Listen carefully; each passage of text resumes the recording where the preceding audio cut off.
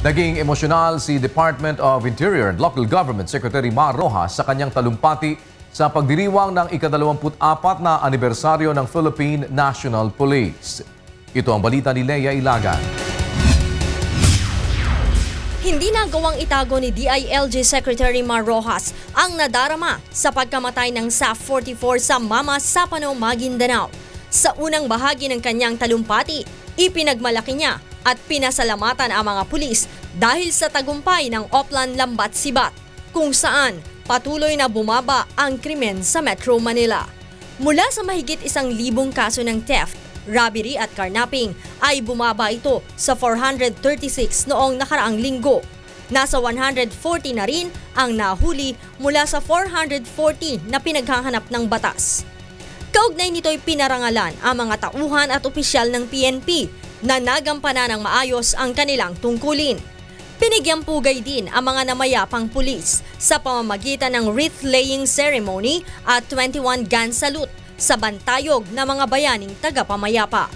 Paalala ni Rojas sa mga pulis, laging isaisip ang naging pagsasakripisyo ng SAF Commandos para sa kapayapaan ng lahat sa pamamagitan ng pagtatrabaho ng may dignidad upang paglingkuran at protektahan ang sambayanan.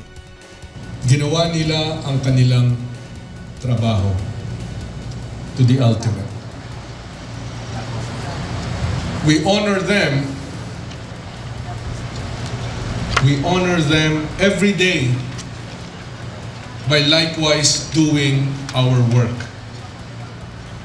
professionally, competently, responsibly, to serve and to protect.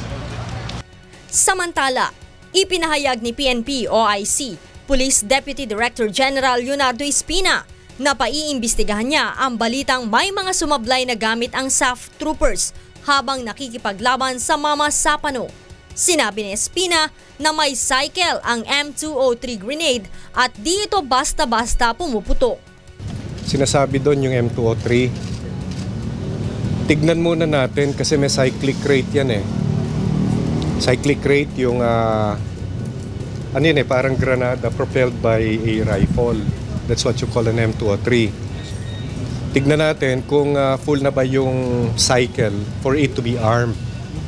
Tignan muna natin. Pina-review ko na yan sa Director for Logistics because it was already raised also.